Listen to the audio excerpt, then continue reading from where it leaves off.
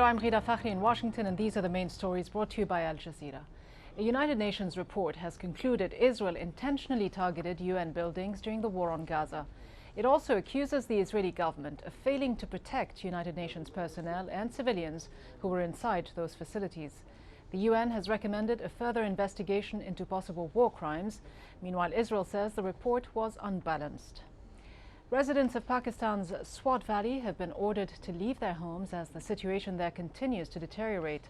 The Taliban says it's now in control of 90% of the valley, and fears are growing that the Pakistani army is about to launch a major operation against Taliban elements in the Swat Valley.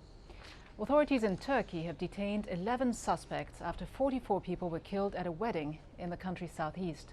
A family feud is being blamed for the mass killing in the village of Bilga that saw the bride and groom and 3 pregnant women killed.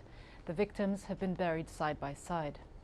In Georgia, officials there say they've prevented a mutiny on a military base outside the capital Tbilisi.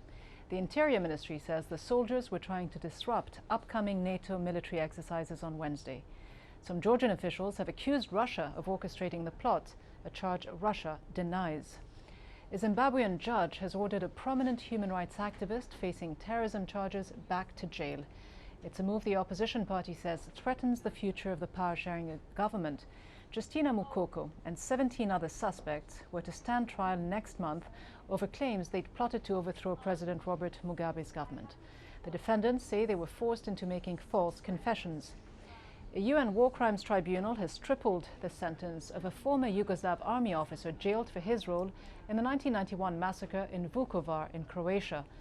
Veselin Slevancinin had been appealing an earlier conviction for torture, but the presiding UN judge rejected the appeal and added murder to his list of convictions.